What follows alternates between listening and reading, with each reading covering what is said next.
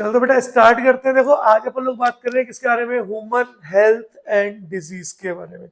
Important chapter है, यहाँ से कम 3 क्वेश्चन फंसते हैं आपके नीट में ह्यूमन हेल्थ एंड डिजीज से, है ना। तो चलो एनसीईआरटी को ही कवर अप करते हुए चल रहे हैं, सारी चीजों को पढ़ेंगे।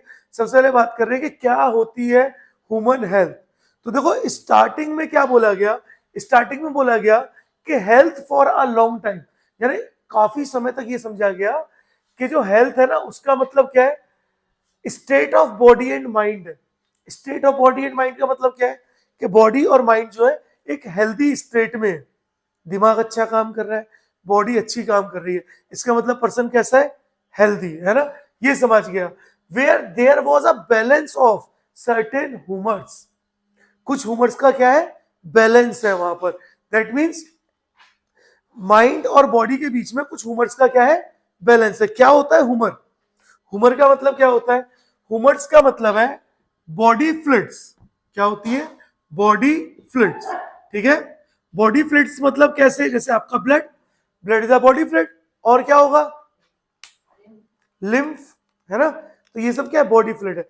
तो बॉडी का जो फ्लूइड है उसके बीच में जो मेंटेनेंस है ब्रेन और यानी माइंड और बॉडी के बीच में, उसी को क्या बोला गया, हेल्थ बोला गया। तो आप नॉर्मली स्टार्टिंग में बोल सकते हो कि बहुत समय तक क्या सोचा गया, द स्टेट ऑफ बॉडी और mind where there was a balance of certain humour या ह्यूमर्स, है ना, इज कॉल्ड हेल्थ। बोलो क्लियर है। यहीं पर क्या हुआ, अर्ली एक ग्रीक साइंटिस्ट थे हिप्पोक्रेट, है ना, और अपना जो है इंडियन आयुर्वेदा सिस्टम भी था। इनका क्या कहना था, इनका ये कहना था कि जिस पर्सन को ब्लैक बाइल की डिजीज है, यानी जिस पर्सन की बॉडी में ब्लैक बाइल, क्या होता है ब्लैक बाइल, पहले वो समझो। हमारा जो लीवर है वो सिक्रीट करता है बाइल जूस, जिसका कलर होता है येलो, ठीक है। अब ब्लैक बाइल कब बनता है, जब हमारी बॉडी के अंदर जो रेड ब्लड सेल है ना वो जल्दी जल्दी डिजनरेट होती है, जल्दी जल्दी टूटती है। तो जब रेड ब्लड सेल जल्दी जल्दी टूटती है ना तो वो ब्लैक कलर कर देती है उस बाइल जूस का, उसको क्या बोला गया, ब्लैक बाइल। तो इन्होंने क्या बोला, जिस पर्सन को ब्लैक बाइल है उसकी हॉट पर्सनैलिटी होगी। हॉट पर्सनैलिटी का मतलब ऐसा नहीं हो देखने में हॉट लग रहा है ना, कह रहे कितना हॉट इंसान है, हॉट का मतलब, हॉट पर्सनैलिटी का मतलब क्या, उसको बुखार होगा, फीवर होगा। ऐसा किसने बोला, हिप्पोक्रेट ग्रीक साइंटिस्ट थे और आयुर्वेदा ने बोला कैसा होगा। लेकिन वहीं पर फिर अपने एक साइंटिस्ट आए, विलियम हार्वे। विलियम हार्वे जो थे, याद रखना नाम, विलियम हार्वे ने ब्लड सर्कुलेशन को डिस्कवर किया था। तो ब्लड सर्कुलेशन की डिस्कवरी के लिए कौन जिम्मेवार है, विलियम हार्वे। और फिर इन्होंने क्या किया, इन्होंने टेस्ट वो थर्मामीटर लिया और देखा कि जिस पर्सन को ब्लैक बाइल है, जिस पर्सन के पास को ब्लैक बाइल है उसका टेम्परेचर, बॉडी टेम्परेचर चेक किया। तो देखा बॉडी टेम्परेचर चेक करने पे कि यार बॉडी टेम्परेचर तो नॉर्मल आ रहा है। इसका मतलब भाई ये बात गलत है कि जिसको ब्लैक बाइल है वो हॉट पर्सनैलिटी होगा, उसको फीवर होगा, है ना। तो देखो यही लिखा हुआ है, the discovery of blood circulation by William Harvey using experimental method and demonstrate of normal body temperature in person with black bile using thermometer disprove the good humour hypothesis of health. ये जो black bile वाली hypothesis, bile juice भी क्या है, body fluid है ना। Yellow colour था, black bile हो गया, अब यानी कलर चेंज हो गया, इसका मतलब क्या हुआ, ह्यूमर बदल गया ना, है ना। तो इसको क्या बोलते हैं, गुड ह्यूमर हाइपोथेसिस। एक थ्योरी थी गुड ह्यूमर की, कि ह्यूमर के फ्लूइड में अगर डिफरेंस आएगा तो हॉट पर्सनैलिटी होगी, यानी पर्सन को फीवर है। लेकिन क्या रियल में ऐसा है, नहीं है। किसने डिसअप्रूव किया, विलियम हार्वे ने, ये पूछा जाएगा, है ना। नेक्स्ट आ जाओ, उसके बाद बायोलॉजी में क्या बोला गया, बायोलॉजी में बोला गया, biology stated that mind influences. Mind influences का मतलब क्या होता है, आप क्या चीजें सोच रहे हो, आप किस डायरेक्शन में जा रहे हो। जैसे बहुत लोग क्या है, बहुत ज्यादा डिमोटिवेटेड है, सर मैं बहुत परेशान हूं, सर ये हो गया, महल में बैठा दिया उसको, अजी मुझे कैद कर दिया, महल के अंदर कैद कर दिया, है ना, समझ रहे हो। तो ये क्या है, ये माइंड इन्फ्लुएंस है। Neural system, neural system, neural system मतलब कंट्रोल एंड कोऑर्डिनेशन, न्यूरॉन का प्रॉपर फंक्शन करना। एंडोक्राइन सिस्टम, हार्मोन्स का प्रॉपर रिलीज होना बॉडी में, है ना। हमारा इम्यून सिस्टम, पता पड़ रहा है बीमार पड़ जा रहे हैं और दूसरे दिन बुखार हो जा रहा है ना। और क्या होगा, our and our immune system and that our immune system maintains our health. ये सारी जो चीजें है ना, ये सारी चीजें क्या करती हैं, मिलकर के हेल्थ को मेंटेन करती हैं. यानी हेल्थ को कौन कौन मेंटेन कर रहा है, माइंड इन्फ्लुएंसेस मेंटेन कर रहे हैं, एंडोक्राइन सिस्टम मेंटेन कर रहा है, इम्यून सिस्टम मेंटेन कर रहा है, न्यूरल सिस्टम मेंटेन कर रहा है. ये सारी चीजें मिलकर के क्या कर रही हैं, हेल्थ को मेंटेन करती हैं. Hence mind and mental state can affect our health. Mind और मेंटल स्टेट हमारी हेल्थ को अफेक्ट करती है. कैसे? हम कोई चैप्टर पढ़ रहे हैं बायो का, हमने पहले ही दिमाग में बैठा लिया यार ये बहुत हार्ड चैप्टर है, तो फिर आप उसको 10 बार पढ़ लो आपको समझ ही नहीं आएगा, है ना. तो किसका खेल था, सब दिमाग का था ना. वहीं आपने बोला अरे ह्यूमन हेल्थ एंड डिजीज, अरे बड़ा लल्लू सा चैप्टर है यार, हेल्थ और बीमारियों के बारे में तो बात कर रहे हैं, तो बस हो जाएगा आसानी से. तो सारा खेल किसका है, दिमाग का है. पता चल रहा है. तो वही क्या लिखा, mind and mental state can affect our health. हमारी हेल्थ को अफेक्ट करते हैं. जैसे क्या होता है, एक एग्जांपल और देता हूं. एक लड़की थी जिसको क्या जुकाम हो गया तो उसको दवाई खानी है, खांसी हो गई तो उसको दवाई खानी है ना, हल्का सा बुखार हो गया तो उसको दवाई खानी है. तो वो बहुत ज्यादा मतलब सोचती थी कि मैं बीमार हो गई, विटामिन की गोलियां खा रही है, बहुत सारी चीजें. तो फिर वो एक जगह गांव में गई घूमने, है ना, मान लो पालम गई घूमने, है ना. तो वो घूमने चली गई. अब वहां जब वो घूमने गई ना, अब वहां पे दवाइयां नहीं मिल रही. अब वो कह रही हाँ मुझे जुकाम हो गया है, हाँ मुझे बुखार हो गया. तो वहां पे एक जो इंसान उसके साथ गया था बड़ा चालाक था, उसका फ्रेंड था जो बड़ा चालाक था. उसने क्या किया, उसने मूली ली, मूली व्हाइट कलर की होती है, मूली के छोटे छोटे गोल गोल टुकड़े काट दिए गोली जैसे, है ना, और ऐसे बीच में लाइन मार दी. दवाई कैसी होती है, दवाई ऐसी तो होती है देखो, गोल गोल गोली, ऐसे बीच में लाइन, या कैप्सूल के फॉर्म में ऐसे काट दो गोली को और ऐसे लाइन. तो उसने क्या किया, मूलियों को ऐसे ऐसे काट दिया और उसको दे दिया कि ये ले, ये दवाई है, ये वाली विटामिन ए की है, ये विटामिन बी की है. गाजर के पीस काट दिए, ये लाल वाली गोली है खून की, ये, और उस लड़की को ये दे दिए. जब भी तो जुकाम हो ये वाली खाना, व्हाइट वाली खाना, जब भी खांसी हो रेड वाली खाना, ऐसे करके, है ना. और इसको दवाई से पानी के साथ खाना, पानी के साथ खा ले, चबा के खाना, चबा के खा ले. वो लड़की बोली ठीक है. तो उसने एक खलते में ऐसे इनको डाल के दे दिया, है ना, और वो रोज दे देता था उसको. तो अब उसको जुकाम हो रहा है तो उसने क्या किया, वो गोली निकाली व्हाइट वाली, मुंह में डाली, चबा ली, 10 मिनट बाद अरे मेरा जुकाम तो ठीक हो गया. तो रियल में वो जुकाम कुछ था ही नहीं, एक आध छींक तो इंसान को वैसे भी दिन में आ जाती है. तो वो क्या था, वो खाली उसका माइंड सेट था, है ना. अब उसके माइंड में क्या गया, अरे मैंने जुकाम की दवाई खा ली मैं ठीक हो गई. और माइंड ने क्या किया, बॉडी को ठीक कर लिया, है ना. ऐसे बोलता है ब्रेन की पावर इतनी ज्यादा है कि आप अपनी बॉडी को है ना दिमाग से ही ठीक कर लेते हो. आप खुद सोचो, जैसे सपोज दैट मानो मैं हूं, अब मैं बोलूं कि यार मुझे बुखार आ रहा है, अब मैं ये सोचूं है मुझे बुखार आ रहा है, मैं मर गया यार, क्या मैं पढ़ा पाऊंगा, नहीं. वही मैं क्या सोचूं, अब बुखार ही तो हो जाएगा, ठीक चलो क्लास कंटिन्यू कर रहे हैं. तो क्या होगा, बुखार भी क्या बोलेगा, अबे यार दिमाग बोलेगा बुखार को, अबे तू क्या है चल निकल यहाँ से. और वहां से क्या होगा, मैं ऐसे नहीं कि बिस्तर भी पड़ा हूं, मैं एक्टिव रहूंगा. तो सारा क्या सेट है, माइंड सेट है. बोलो समझ आ रहा है, बहुत अच्छे. Now health is affected by, health को अफेक्ट करने के लिए कुछ फैक्टर्स हैं. सबसे पहला फैक्टर क्या है, जेनेटिक डिसऑर्डर. सबसे पहले तो हेल्थ को कौन अफेक्ट करता है, जेनेटिक डिसऑर्डर. जैसे कलर ब्लाइंडनेस, फिनाइल कीटोन्यूरिया, ये सब कैसे डिसऑर्डर है, ये सब जेनेटिक डिसऑर्डर है. तो ये किसको अफेक्ट करते हैं, हेल्थ को अफेक्ट करते हैं. Second, infections. क्या इन्फेक्शंस बहुत अफेक्ट करते हैं. आप कहीं पे किसी ने छींक दिया आपके ऊपर, उसकी बॉडी के एरिस, उसके जो छींक से जो फ्लूइड निकला, लिक्विड निकला, वो एयर में मिलके एरिसोल बन गया, वो आपके अंदर चला गया, तो आपको जुकाम हो गया. किसी ने खांस दिया, उसके वायरस चले गए, है ना. तो वो सब किसकी वजह से हो रहा है, इन्फेक्शंस की वजह से हो रहा है. ठीक है. थर्ड क्या है, third is life style, including food, water we take, rest, exercise. We will give our body habits that we have or lack it. जैसे क्या बोलते हैं, एक स्वस्थ शरीर में ही स्वस्थ मस्तिष्क का विकास होता है. अगर आपका हेल्थ अच्छी है तो आपका दिमाग भी क्या होगा, अच्छा होगा.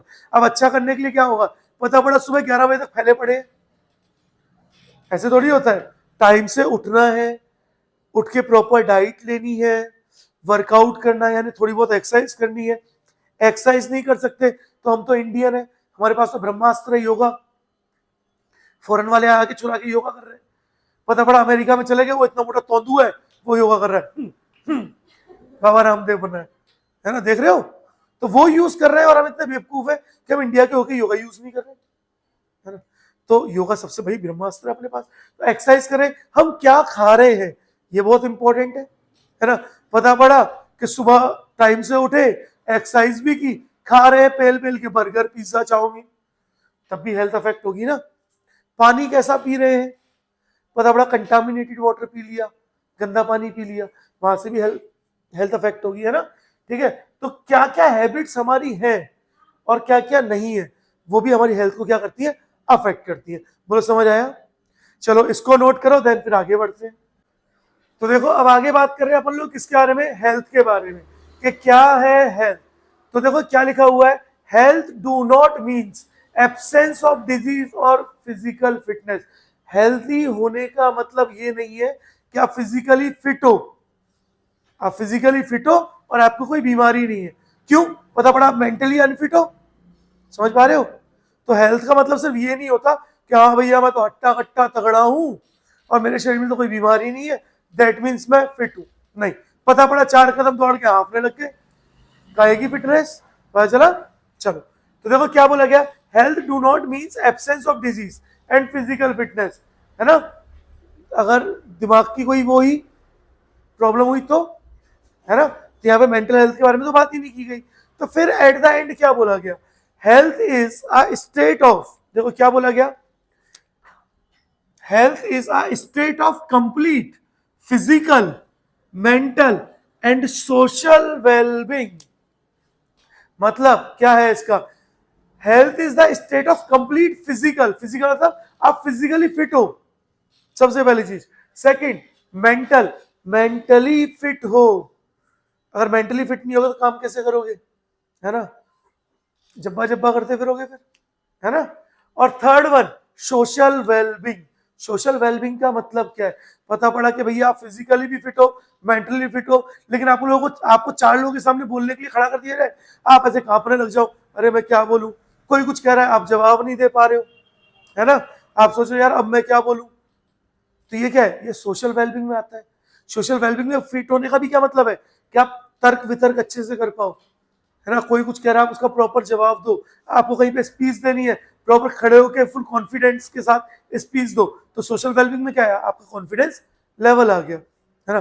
पता पड़ा कि वैसे तो आप अकेले में बोल रहे हो मैं बड़ा फिट हूं, मैं बड़ा फिट हूं, और 4 लोगों के सामने जब बोलना है तो आप वहां रो दो, है ना।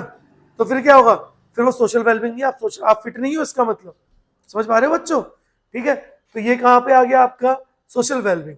नेक्स्ट क्या बोला, अगर इंसान हेल्दी होगा, ऑब्वियस सी बात है, अगर आप हेल्दी हो तो आप अपना काम ज्यादा एफिशिएंटली कर पाओगे, आपका काम पढ़ाई का, आप स्टूडेंट हो, अगर आप हेल्दी हो तो आप ज्यादा पढ़ाई कर पाओगे, ज्यादा अच्छे तरीके से कर पाओगे। पता पड़ा जिसको लोग 4 बार पढ़ के समझ रहे हैं आप 1 बार में समझ रहे हो, क्योंकि आप फिट हो, हेल्दी हो आप, है ना। नेक्स्ट और क्या बोला, दिस इंक्रीज प्रोडक्टिविटी। अब यार ऑब्वियस सी बात है कि अगर आप फिट हो तो आप क्या कर रहे हो, मोर अपने काम के लिए ज्यादा एफिशिएंट हो, तो ज्यादा प्रोडक्टिविटी होगी, है ना।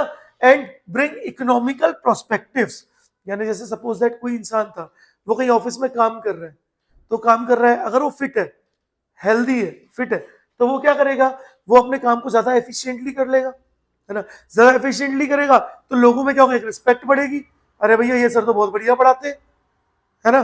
फिर पैसा भी आएगा, इकोनॉमिकली भी, है ना, इकोनॉमिकली फिर वो स्ट्रांग होता रहेगा पर्सन। तो यही क्या लिखा है इस लाइन में, health increases longevity of people. देखो लॉन्गेटिविटी का मतलब क्या है, लॉन्गेटिविटी का मतलब है हेल्दी पर्सन ज्यादा जीता है। अब कुछ लोग एग्जांपल दे देते हैं, क्या जी हमारे तो दादाजी थे, रोज दारू पीते थे, रोज पैग मारते थे, और वो तो 110 साल जिए। दादाजी के भाई थे, संत थे, रोज मंदिर जाते थे, कुछ नहीं करते थे, वो 70 साल में कुड़क गए, है ना। तो ऐसे एक्सेप्शंस होते हैं ना। ठीक है, नॉर्मली जो हेल्दी पर्सन है वो ज्यादा जीता है as compare to other person. Clear है। नेक्स्ट और क्या लिखा है, reduces infant maternal mortality rate. देखा है, पता पड़ा है, फिल्मों में देखा होगा ना, डॉक्टर ने आके बोला हम माँ और बेटे में से एक को ही बचा सकते हैं, आप बताइए। तो पति, हाँ सीरियलों में पति कह रहा है माँ को बचा लो, बच्चे तो और पैदा हो जाएंगे, है ना। फिर डॉक्टर बता रहा है नहीं, अगर माँ को बचा ले तो फिर बच्चे पैदा नहीं हो पाएंगे। तो फिर एक काम करो, बच्चे को बचा लो, माँ को जान दो, दूसरी शादी कर लेंगे, है ना, है ना, ऐसा होता है ना सीरियल्स में। तो हो क्या रहा है, अगर मदर हेल्दी नहीं है, अगर देखो ऑब्वियस सबसे इंपॉर्टेंट कौन है, मदर की हेल्थ है ना, अगर मदर हेल्थ हेल्दी है तो फीटस भी हेल्दी होगा, तो आराम से डिलीवरी हो जाएगी, है ना। लेकिन अगर किसी भी एक के अंदर कोई भी डिसऑर्डर है या एक भी अनफिट है तो क्या होगा, एक को टर्मिनेट करना पड़ जाएगा फिर। समझ आ रहा है? चलो देखो नेक्स्ट क्या लिखा हुआ है, balance diet, personal hygiene and regular exercise are very important to maintain good health. एक अच्छी हेल्थ के लिए हाइजीन भी मेंटेन है करनी बहुत जरूरी है। दूसरा, बैलेंस डाइट होनी चाहिए, है ना, ऐसा ही नहीं कि आप बस चावल ही चावल खा रहे हो, रोटियां खा ही नहीं रहे, हर चीज बॉडी में चाहिए। पता पड़ा कि अब बच्चों को क्या दिक्कत हो गई, छोटे छोटे बच्चे क्या है, मम्मी ने पराठा दे दिया, सॉस दे दी, वो सॉस से सॉस लगा लगा के पेले जा रहे हैं, पराठा सॉस खा रहे हैं, बताओ, अचार पराठा खा रहे हैं, सब्जी क्यों है ये, दिखाने के लिए, सब्जी खिलाओ, आदत डलवाओ, ये पेरेंट्स की गलती है ना, बचपन से खिलाओ, नहीं खा रहा ठूस ठूस के खिलाओ मुंह में, है ना। तो पर्सनल हाइजीन हो गया, रेगुलर एक्सरसाइज बहुत जरूरी है, तभी आप फिट रहोगे। Now the last, disease. आज हम डिजीज करके कल डिजीज को पढ़ेंगे, तो आज अभी इतना ही देखते हैं। अब डिजीज, डिजीज क्या होती है, वो कंडीशन जिसमें हमारी बॉडी का कोई भी ऑर्गन या कोई भी पार्ट फंक्शन करना बंद कर दे, वो क्या होता है, डिजीज होती है। तो डिजीज को क्या लिखा हुआ है, a condition in which functioning of one और मोर ऑर्गन इज अफेक्टेड। जैसे जुकाम हो गया तो नाक, ये नॉस्ट्रेल्स, है ना, ये नीचे क्या है, ट्रैकिया, इन्होंने क्या फंक्शन करना कम कर दिया, है ना, जिसकी वजह से आपको मुंह से सांस लेनी पड़ रही है। तो ये क्या हो रहा है, ये डिजीज में हो रहा है। और अब डिजीज के देखो यार, किसी को डिजीज कॉज होगा तो it's leads to various sign and symptoms. अब डिजीज होगी तो उसके कोई ना कोई साइन सिम्टम्स होंगे, है ना। क्या बुखार कोई डिजीज है? बुखार कब आता है, जब भी कभी भी, देखो हमारी बॉडी क्या है, ऐसे हमारी बॉडी के अंदर जो है WBC ऐसे भाले ले लेके खड़ी है ना, वायरस आगे से मार देंगी। तो हुआ क्या, कोई वायरस बॉडी के अंदर आया, वायरस के बॉडी के अंदर आते ही, या बैक्टीरिया अंदर आया बॉडी के अंदर आती है, अब देखा कि वो भाले वाले मार नहीं पा रहे, तो बोले यार अब क्या करें, भाग के दिमाग के पास गए, बोले यार ये तो मार डालेगा सबको। दिमाग ने क्या किया, दिमाग बोला एक काम करता हूँ, टेम्परेचर बढ़ाता हूँ बॉडी का, टेम्परेचर बढ़ाऊंगा तो ये मर जाएगा। और बॉडी क्या करती है, दिमाग क्या करता है, बॉडी को बोलता टेम्परेचर बढ़ा, आपका बुखार का आपका टेम्परेचर बढ़ता रहता है बॉडी का, पता पड़ा। अब दिमाग को क्या पता है, बॉडी को क्या पता कितना टेम्परेचर बढ़ाना है, वो तो उस बैक्टीरिया या वायरस को मारने में लगी हुई है। पता पड़ रहा है उसको मारने के चक्कर में खुद की बॉडी के हाई टेम्परेचर में प्रोटीन क्या हो जाता है, डीनेचर्ड हो जाता है। तो हमारी बॉडी में प्रोटीन सी तो है, तो पता पड़ा कि उसे टेम्परेचर इतना बढ़ाया बॉडी ने कि बॉडी के प्रोटीन डीनेचर्ड होकर इंसान ही मर गया। इसलिए आप बुखार की दवाई लेने जाते हो तो डॉक्टर जो है आपको पैरासीटामोल ये देता है ना, पैरासीटामोल क्या है, एंटीपायरेटिक है, aspirin, Disprin, aspirin, aspirin antipyretic है। एंटीपायरेटिक का मतलब क्या होता है, एंटीपायरेटिक का मतलब जो बुखार को कम करे। एनाल्जेसिक क्या होते हैं, पेन किलर्स होते हैं।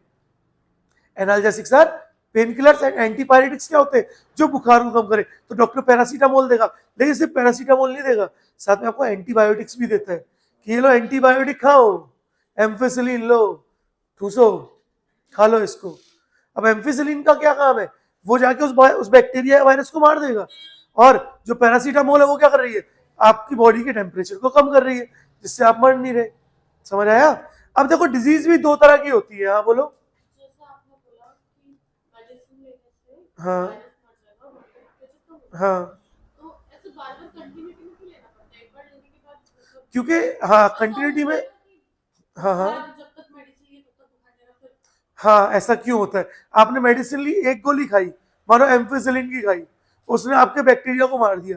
क्या सिर्फ एक ही बैक्टीरिया था बॉडी में, और भी थे, क्या पता बैक्टीरिया ने रीजनरेट कर गए हो, अपने स्पोर्स फॉर्मेशन कर दिए हो बॉडी में, तो वहां से भी तो फिर उनको भी तो मारना है। इसलिए डॉक्टर क्या बोलता है, ये जो है 5 दिन की दवाई है, 1 दिन में ठीक हो जाओगे। इसका मतलब ये नहीं है कि 1 दिन खा के छोड़ दो, साइकिल कंप्लीट करनी पड़ेगी।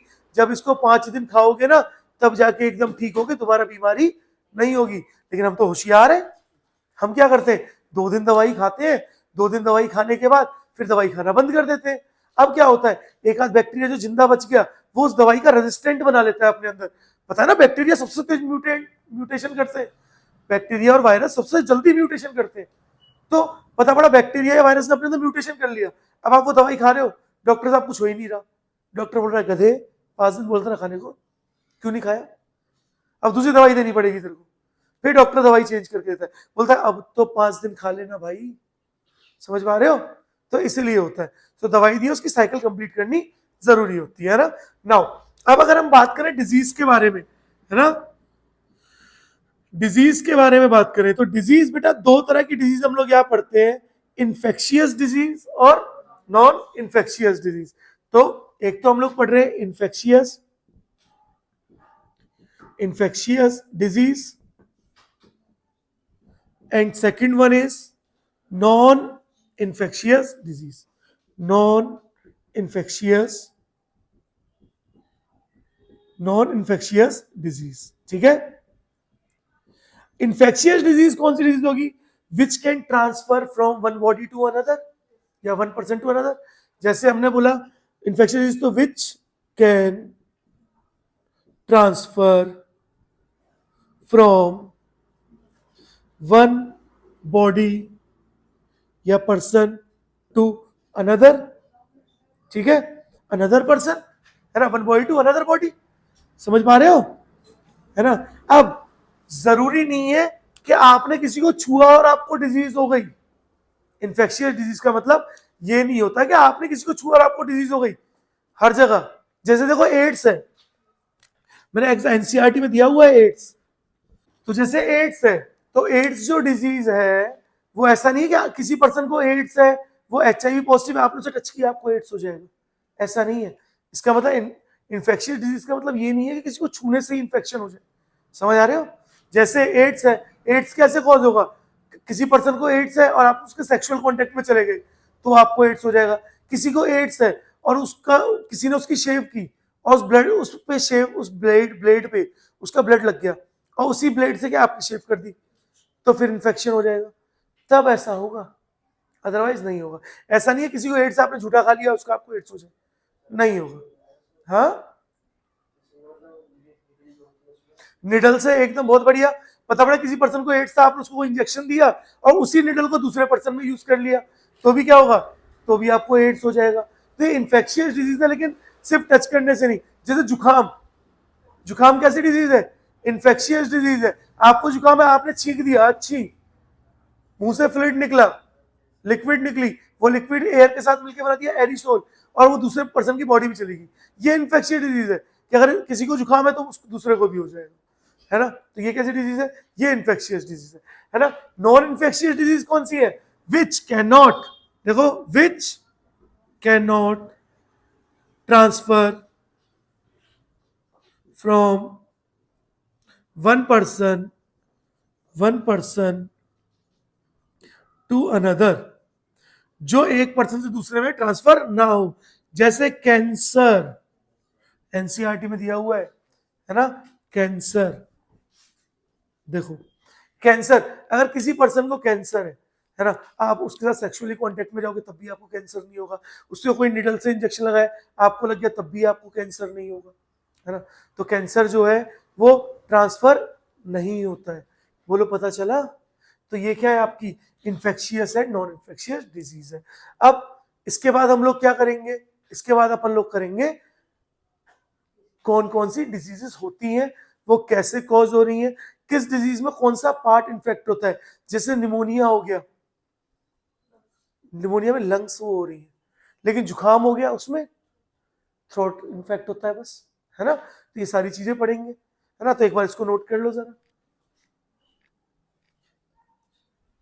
चलो तो अब बेटा बात करते हैं किसके बारे में, पैथोजेंस के बारे में, कि क्या होते हैं पैथोजन। कोई भी ऐसा पार्टिकल या कोई भी ऐसा ऑर्गेनिज्म जो आपकी बॉडी को हार्म पहुंचाएगा आपकी बॉडी के अंदर जाकर के, तो किसकी तरह बिहेव कर रहा है, पैथोजन की तरह। ऐसा नहीं आपके दोस्त ने आपको थप्पड़ मार दिया तो पैथोजन हो गया, है ना, बॉडी के अंदर की बात हो रही है ना, क्लियर है। चलो तो देखो क्या बोला गया, पैथोजेंस क्या होते हैं, disease causing organisms are called pathogen. वो ऑर्गेनिज्म जो डिजीज को कॉज करते हैं उनको हम क्या बोलते हैं, पैथोजन बोलते हैं। नेक्स्ट क्या लिखा हुआ है, the pathogens can enter in our body, pathogen हमारी बॉडी के अंदर एंटर करते हैं by various means. Various means का मतलब बहुत सारे तरीके से हो सकते हैं, जैसे आपने कुछ कंटामिनेटेड फूड खा लिया तो हो गया, सेक्सुअल ट्रांसमिशन से हो गया, ब्लड ट्रांसफ्यूजन से हो गया, है ना, या मच्छर की वजह से हो गया, मलेरिया, समझ पा रहे हो। तो जो पैथोजन है वो बहुत सारे तरीके से क्या कर सकता है, आपकी बॉडी के अंदर एंटर कर सकता है ना, मल्टीप्लाई करेगा एंटर करने के बाद। अब उसको भी तो अपने बच्चे पैदा करने हैं, तभी तो कॉलोनीज बढ़ेंगी, तभी तो इन्फेक्शन बढ़ेगा। तो क्या करेगा, आपकी बॉडी के अंदर मल्टीप्लाई करेगा, मल्टीप्लाई करने के बाद छोटे छोटे बच्चे उसके रोएंगे, तो क्या बोलेगा, बोलेगा ये ले नॉर्मल इसकी ये सेल है ना, इसको खाते रहे तू आराम से बैठ के। और वो क्या करेंगे, आपकी सेल जो वो स्वेल होने लग जाएंगी। दैट मीन्स क्या बोला, interfere with normal vital activities, है ना, resulting in morphological and functional damage. Morphological functional damage का मतलब क्या है, आपके बॉडी के ऑर्गन्स जो है उन वो तो डैमेज हो ही रहे हैं, ठीक है, और उनका फंक्शन भी क्या हो रहा है, चेंज होता जा रहा है। पता पड़ा जैसे कोई ऑर्गन था हमारे, जैसे लीवर था, अब लीवर का क्या काम है, बाइल जूस का फॉर्मेशन करना, लेकिन इन्फेक्शन होने की वजह से क्या हो रहा है, अब वो प्रॉपर बाइल जूस का फॉर्मेशन नहीं कर पा रहा है, तो फंक्शन में भी डिफरेंस आया और मॉर्फोलॉजी भी चेंज हो गई। बोलो पता चला, अरे बोलो भाई, क्लियर है। चलो अब देखो कुछ डिजीज है, अब यहां पर आज के लेक्चर में हम लोग एक तो बैक्टीरियल डिजीज पढ़ेंगे, एक वायरल डिजीज पढ़ेंगे, एक प्रोटोजोअन डिजीज पढ़ेंगे, एक फंगल डिजीज पढ़ेंगे, है ना, एक वॉर्म वाली डिजीज पढ़ेंगे, रिंग वॉर्म वगैरह ये सब, है ना, हाँ, तो वो सारी डिजीज पढ़ेंगे, हाँ एकदम वो सब पढ़ेंगे। बोलो क्लियर है। चलो देखो सबसे पहले हम बैक्टीरियल डिजीज की बात कर रहे हैं, जिसमें हम बात कर रहे हैं किसके बारे में, टाइफॉइड के बारे में। सबसे कॉमन डिजीज है टाइफॉइड, ठीक है। विडाल टेस्ट कराते हैं टाइफॉइड के लिए, कौन सा टेस्ट कराते हैं, देखो विडाल टेस्ट को कराते हैं हम लोग टाइफाइड के लिए, है ना। अब सबसे पहले सुनो, पहली बात तो ये याद रखना, टाइफाइड कैसी डिजीज है, बैक्टीरियल डिजीज है। दूसरा, किससे कॉज होती है, सैल्मोनेला टाइफी। कई बार एग्जामिनर सैल्मोनेला टाइफी म्यूरियम भी लिख देगा तो भी आप उसको समझ जाना। बोलो क्लियर है। Then mode of transmission, mode of transmission का मतलब होता है किस तरह से ये आपके अंदर आई, ये डिजीज या ये जो पैथोजन है ये किस तरह से आपकी बॉडी के अंदर आया। तो नॉर्मली कहां से आएगा, एंटर द स्मॉल इंटेस्टाइन, किसके अंदर आता है, स्मॉल इंटेस्टाइन के अंदर आता है, थ्रू फूड एंड वाटर, पानी और खाने की हेल्प से आता है, कंटेनिंग, वो कंटामिनेटेड विद देम, यानी क्या करेगा, आप कहीं पे गए, जैसे ये वाला एग्जांपल बताता हूं, एक स्पेशल केस स्टडी है मैरी मेलन। मैरी मेलन को हमने प्यार से नाम दिया टाइफॉइड मैरी, टाइफॉइड मैरी, है ना। बहुत फेमस लेडी थी ये कुक थी बाय प्रोफेशन, दैट मीन्स ये खाना बनाती थी। अब इनको क्या है, टाइफॉइड था, टाइफॉइड था कि टाइफॉइड की कैरियर थी, है ना। दैट मीन्स ऐसा हुआ कि इनके पास टाइफॉइड है इनकी बॉडी में, लेकिन वो उसके सिम्टम्स इनको शो नहीं हो रहे थे। दैट मीन्स ये टाइफॉइड की क्या थी, कैरियर थी। अब ये क्या करती थी, खाना बनाती थी, खाना बनाते बनाते छींक दिया, ऐसे रोटी बेल रही है छी, सब्जी बनाई छी, है ना, उनमें छींकती रही, तो छींकने की वजह से क्या हुआ, वो जो टाइफ सैल्मोनेला टाइफी जो था वो कहाँ गया, वो खाने के अंदर चला गया। अब तुम लोग मतलब लोग गए, बोले अरे मैरी मेलन तो बहुत टेस्टी खाना बनाती है ना, वो जाके वहां मस्त करके खाना खा रहे, महीनों तक लोग खाना खाते रहे, लोगों को टाइफॉइड होता रहा और लोग सोच रहे टाइफॉइड हो कैसे रहा है। बाद में पता पड़ा कि भैया ये टाइफॉइड मैरी जो है ना, मैरी मेलन, इसकी वजह से टाइफॉइड हो रहा था, ये टाइफॉइड के लिए रिस्पॉन्सिबल थी। बोलो पता चला। तो ये बहुत स्पेशल केस है जिसमें क्या हुआ, कंटामिनेटेड हो गया फूड और वाटर। पता पड़ा मैरी मेलन बोल रही है पानी पियोगे, ये लो जग खोला, छी ये लो पी लो। अब जानबूझ के नहीं करती थी वो, समझो, वो जानबूझ के नहीं करती थी, है ना, वो तो यार उसको भी नहीं पता था कि मुझे टाइफॉइड है, या तो कोई किसी को क्यों जानबूझ के नुकसान पहुंचाएगा, है ना। कुछ होते राक्षस लेकिन सब नहीं होते, है ना। चलो तो देखो क्या हुआ, कंटामिनेटेड वाटर और फूड से क्या हुआ, स्मॉल इंटेस्टाइन में चला गया। स्मॉल इंटेस्टाइन के से क्या होता है, देखो सुनो, स्मॉल इंटेस्टाइन को अगर मैं बनाऊं तो देखो यहाँ पर ऐसे राउंड राउंड राउंड ऐसे स्मॉल इंटेस्टाइन होता है ना, बाहर लार्ज इंटेस्टाइन बना हुआ है, यहाँ पर ऐसे होता है ना स्ट्रक्चर, है ना। हाँ, तो ये जो स्मॉल इंटेस्टाइन है इसमें होता है फूड एब्जॉर्ब। अब वो फूड एब्जॉर्ब हुआ यानी फूड से न्यूट्रिएंट्स एब्जॉर्ब होते हैं, और वो न्यूट्रिएंट्स कहाँ जाते हैं, हमारे ब्लड में जाते हैं। अब ब्लड उन न्यूट्रिएंट्स को क्या करता है, सारी बॉडी में फैलाता है। ऐसे ही थोड़ी है कि पता पड़ा पेट ने बोला खाना मैं खाऊंगा बाकी किसी को नहीं दूंगा, और सारी एनर्जी पेट ने रख ली, ऐसा थोड़ी होता है। तो एनर्जी क्या होता है, ब्लड के थ्रू सारी बॉडी में क्या होती है, डिवाइड होती रहती है। बोलो क्लियर है ये बात। तो अब होगा क्या, ये जो स्मॉल इंटेस्टाइन है इसमें जो माइक्रो न्यूट्रिएंट्स एब्जॉर्ब हुए वो माइक्रो न्यूट्रिएंट्स ब्लड के थ्रू सारी की सारी बॉडी में गए। लेकिन अब तो इसके यहाँ पे तो देखो, इसके इंटेस्टाइन में तो सैल्मोनेला टाइफी भी बैठा हुआ है, तो वो भी ब्लड के साथ कहाँ गया, सारी बॉडी में चला गया और सारी बॉडी में फैल गया, है ना। जिसकी वजह से क्या क्या सिम्टम्स होंगे, सब्सटेन्ड हाई फीवर। सब्सटेन्ड मतलब काफी दिनों तक लगातार हाई फीवर रहेगा। हाँ, सस्टेन्ड हाई फीवर का मतलब क्या है कि काफी समय तक आपको फीवर बना रहेगा, बुखार टूट नहीं रहा भाई। 4 दिन हो गए हमारी बच्ची को अब तक बुखार आ रहा है ना। और क्या हो रहा है, कमजोर वो पहले से ही थी, है ना। स्टमक में, अब पेट में भी उसके दर्द हो रहा है और कॉन्स्टिपेशन हो रहे।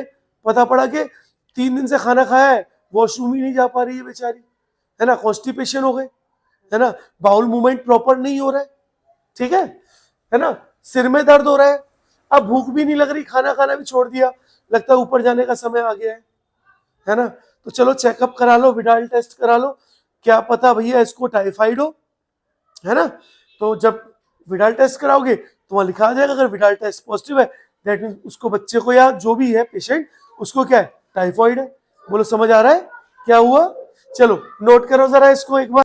अच्छा, सीवियर केस भी देख लो एक बार। सीवियर केस में क्या होता है, intestine perforation and death. Intestine perforation का मतलब क्या है, जो इंटेस्टाइन है ना उसमें छेद हो जाते हैं।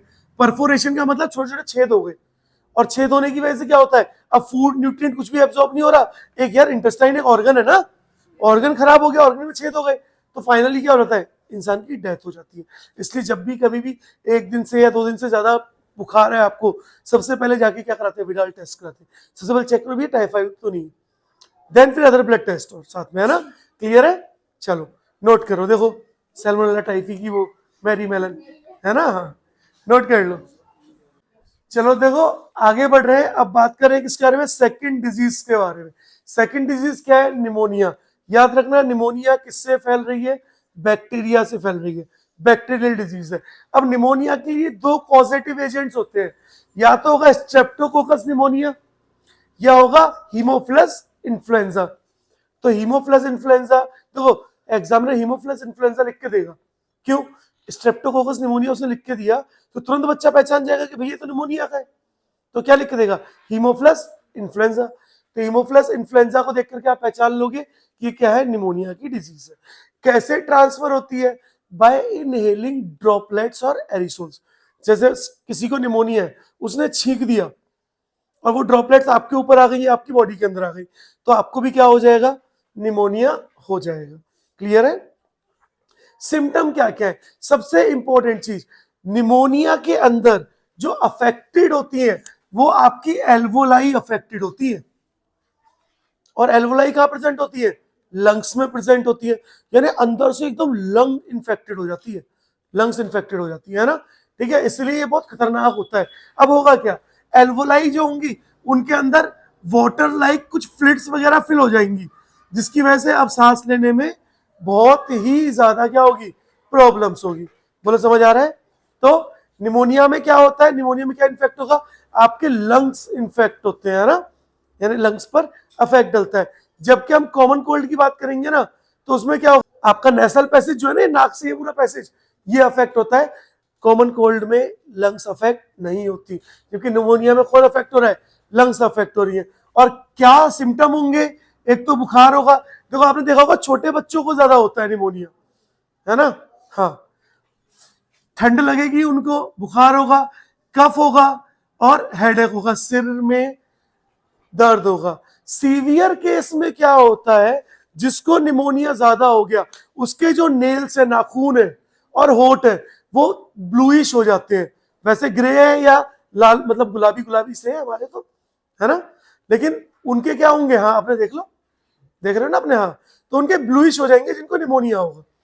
ठीक है, सीवियर केस में। क्लियर है। नेक्स्ट क्या आता है बेटा अपना, नेक्स्ट आता है अपना डिसेंट्री। डिसेंट्री किससे होती है, शिगेला बैक्टीरिया से होती है ना, तो इसका क्या नाम है, शिगेला बैक्टीरिया। क्लियर है। अब डिसेंट्री भी किसकी वजह से होती है, कंटामिनेटेड फूड और वाटर की वजह से। कह रहे भैया गोलगप्पे खिलाओ जरा, और भैया लो मैडम ऐसे खिलाऊं, है, अरे मैडम लो खाओ, मैडम कह रही भैया नमक थोड़ा कम है, नमक कम है, 1 मिनट मैडम रुको, लो मैडम अब सही है, हाँ भैया ये मजेदार है ना। और वहां से क्या हो रहा है, कंटामिनेट हो गया फूड और वाटर, और कंटामिनेशन की वजह से क्या हुआ, अब शिगेला बैक्टीरिया था, उस कंटामिनेट, गंदी जगहों पे तो बैक्टीरिया ग्रो करते हैं, कंटामिनेटेड था, अब आपने खाए गोलगप्पे दबा के, है ना। वो कह रहा है हाँ मैडम, मैडम अब बताओ कैसा टेस्ट आ रहा है, और मैडम कह रही आए भैया ऐसे कभी नहीं खाए। अगले दिन मैडम कह रही है पेट में गुड़गुड़ हो रही है ना, शिगेला आ गया पेट के अंदर, और क्या हो गया, डिसेंट्री हो गई, है ना। अब देखो डिसेंट्री और डायरिया ये भी दो अलग अलग चीज है। डायरिया में थोड़ा बहुत लूज मोशंस होते हैं, लेकिन डिसेंट्री में क्या होता है, बहुत ज्यादा सीवियर हो जाता है। That means loose watery stools, that means bowel movement जो है ना, अब वहां पे क्या हो रहा है ना, सॉलिड बाउल मूवमेंट की जगह क्या हो रही है, वाटरी हो रही है। किसी को डिसेंट्री हो जाती है तो क्या होता है, अब बोलते हैं दस्त लग गए, ऐसे वर्ड यूज करते हैं ना, तो क्या होता है, पूरा वाटर वाटर रिलीज होता है, लेकिन साथ में क्या निकलता है, ब्लड भी निकलता है साथ में। कौन निकल रहा है, ब्लड भी निकल रहा है, दैट मीन्स बहुत नुकसानदायक है भाई, है ना। नेक्स्ट आ जाओ, डिप्थेरिया। डिप्थेरिया को आपने कभी गांव में सुना हो, डिप्थेरिया को बोलते हैं गल घोटू, गल घोटू, या डिप्थेरिया को बोल देते कुत्ता खांसी, ये तो सुना होगा, है ना, हाँ कुत्ता खांसी जरूर सुना होगा, है ना। अब डिप्थेरिया में क्या होता है, कॉर्नी बैक्टीरियम डिप्थेरिया जो है, इसका कौन सी वेरिएंट है, कैसे होगा, ये भी ड्रॉपलेट के इनहेल वगैरह से हो जाता है। अब इसमें होगा क्या, क्राप लाइक कफ। क्राप लाइक कफ का मतलब क्या होता है, इंसान कुत्ते की तरह खांस रहा है, जब वो खांस रहा है ना, जो कुत्ते खांसते ना उसकी वैसी आवाज आ रही है ना। अब देख लेना, सुन लेना कहीं यार, मैं कहाँ निकाल के दिखाऊंगा, है ना, हाँ मुझे नहीं है डिप्थीरिया, है ना। बुखार भी रहेगा, पेन होगा, कुछ भी चीज स्वेल करने में, कुछ भी खा रहे हैं ना, पानी भी पी रहे हैं ना, तो गलघोटू का मतलब क्या है, गला एकदम पकड़ गया है। गला पकड़ने का मतलब क्या होता है कि एकदम पैक हो गया है गला। अब कुछ भी खा रहे हो, स्वेल कर रहे हो, पानी भी पी रहे हो ना, तो बहुत दर्द होता है, बहुत ज्यादा दर्द, है ना। एंड कैन कॉज सफोकेशन, इतना ज्यादा हो जाता है कि हमें सांस लेने तक में प्रॉब्लम होने लग जाती है। ठीक है, और कुत्ते की तरह तो खांसी रहे, देखा होगा यार, लोग बोलते सूखी खांसी हो गई, तो कैसे कुत्ते की तरह खांस रहा है भाई, इससे दूर रहो, है ना, पता पड़ा। Next disease, plague. प्लेग किससे फैलती है, यर्सीनिया पेस्टिस से। यर्सीनिया पेस्टिस क्या है, रेड फ्ली जो है ना, रेड फ्लिया जो है, इसी का नाम क्या है, रेड फ्लिया का नहीं, यर्सीनिया पेस्टिस जो है ना, वो है क्या कहते हैं, कॉजेटिव एजेंट बैक्टीरिया। किसके पास प्रेजेंट होता है, वो देखा है, तुम तो लड़की हो, तुमने देखा होगा बालों में जू है, जू होते हैं, हाँ क्या बोलते हैं जू को, लाइस, तो बालों में लाइस है। कुत्तों में वो होते टिक, है ना, टिक्स, पिस्सू, पिस्सू बोलते हैं पिस्सू, है ना, हाँ। तो कुत्तों में वो होते हैं, जानवरों में टिक्स होते हैं। सेम यहाँ पे क्या था, यहाँ पे केस किसका था, चूहे का, रेट। रेट की बॉडी पे क्या होता है, रेट की बॉडी पे छोटे छोटे चिपके होते हैं, ये होते हैं रेड फ्ली या red Phulia, red Phulia. In red Phulia के पास जो वायरस बैक्टीरिया होता है ना, बैक्टीरिया बेटा बैक्टीरियल डिजीज है, वो होता है यर्सीनिया पेस्टिस। ठीक है ना। अब एक केस सुना होगा, बहुत पहले की बात है, ब्लैक डेथ केस, याद है, कितने लोग मरे थे, है ना। आपका पूरा का पूरा जो ये वाला क्या थी जगह, हाँ कौन सी साइड, यूरोप साइड, लाखों लोग मर गए थे। तो वो किसकी वजह से हुए थे, वो इसी की वजह से होता है, यर्सीनिया पेस्टिस की वजह से, प्लेग की वजह से, है ना। इसलिए प्लेग का दूसरा नाम जो है ना, वो बोलते हैं प्लेग को ब्लैक डेथ। क्या बोलते हैं? Black death. ब्लैक डेथ क्यों बोलते थे? यर्सीनिया पेस्टिस का जब ट्रीटमेंट नहीं था, तो वहां पे क्या हो रहा था ना, जो इंसान की लिम्फ नोड्स है, लिम्फ जो हमारी इम्यूनिटी को मेंटेन करते हैं, हम अभी आगे पढ़ेंगे, तो लिम्फ्स भी क्या कर रहे हैं, इम्यूनिटी को मेंटेन कर रहे हैं, तो लिम्फ नोड्स को स्वेल कर देते थे और वो डिसफंक्शनिंग हो जाते थे, वो फंक्शन नहीं कर पाते थे, है ना। अब लिम्फ नोड्स को इफेक्ट होने के बाद क्या होता था, इस बैक्टीरिया की वजह से स्किन पर रेड रेड पैचेस पड़ जाते थे बहुत ज्यादा, पूरी स्किन लाल लाल हो जाती थी, है ना। स्टार्टिंग में ये नॉन ट्रांसमिटेड डिजीज थी। स्टार्टिंग में प्लेग क्या था? नॉन ट्रांसमिटेड डिजीज था, एक पर्सन से दूसरे को ट्रांसफर नहीं होता था स्टार्टिंग में, है ना। लेकिन धीरे धीरे क्या हुआ, इस वायरस ने अपने आप को अडेप्ट किया, अपने आप को इवॉल्व किया, और बाद में पता पड़ा कि अगर एक को प्लेग है ना और उसे छींक दिया तो दूसरे को भी प्लेग होने लग जाएगा, है ना। देखो, बाय स्नीजिंग एंड कफिंग, रेड फ्लिया से तो हो रहा है, बाय स्नीजिंग एंड कफिंग की वजह से भी हो रहा है। और जो रेड रेड स्कार्स है, कुछ दिनों में क्या हो जाएगा, वो ब्लैक हो जाएंगे पूरे, है ना। देखो, रेड कलर पैचेस जो है, स्कार्स यानी पैचेस, समझते हो ना, समझ रहे हो, वो किस में कन्वर्ट हो जाते हैं? ब्लैक कलर के पैचेस में कन्वर्ट हो जाते हैं, और फाइनली इंसान की डेथ हो जाती है। तो ये ब्लैक कलर के पैचेस बनने की वजह से इसका नाम रखा गया ब्लैक डेथ। बोलो, ये बात समझ आई क्या हो रहा है? क्लियर है? तो प्लेग जो है बहुत बड़ी महामारी थी, है ना। किसकी वजह से आई थी? यर्सीनिया पेस्टिस की वजह से। वो एक कार्टून भी तो आता था कि वो चूहे बहुत सारे आ गए थे, बैक पाइपर आया और बैक पाइपर ने वो बीन सी बजाई, क्या था वो पाइपर जो था, उसको उसको बजा बजा करके चूहों को अपने साथ ले गया, और उसके साथ प्लेग भी चला गया। थी ना स्टोरी, थी ना एक बैक पाइपर वाली, है ना। हाँ, मैं वो बैक पाइपर दारू की बात नहीं कर रहा हूँ, है ना। हाँ, है ना। हाँ, ठीक है ना। हाँ, वो बैक पाइपर वो बजाने वाले जो होते हैं, ठीक है, तो चूहों को ले गया। क्लियर है? बोलो, ये थी आपकी बैक्टीरियल डिजीज। इसके बाद पढ़ते हैं वायरल डिजीज, जरा इसको नोट कर लो। चलो, तो देखो अब आगे बढ़ रहे हैं और बात कर रहे हैं किसके बारे में बेटा? वायरल डिजीजेस के बारे में। वायरल डिजीज में सबसे कॉमन डिजीज कौन सी है? देखो, नाम ही बता रहा है, कॉमन कोल्ड। सबसे कॉमन है, सबसे आसानी से होती है, सबसे ज्यादा लोगों को होती है ना। कॉमन कोल्ड किसकी वजह से होता है? Common cold cause by rhino viruses, है ना। और कैसा मोड ऑफ ट्रांसमिशन होगा? अगर किसी को जुकाम है, उसने आपके पास आके छींक दिया तो आपको भी जुकाम हो जाता है।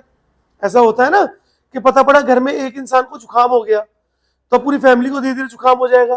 पहले बच्चे को था, अब उसके भाई को हो गया, अब उसकी बहन को हो गया, पापा को हो गया, मम्मी को हो गया। तो कैसी डिजीज है?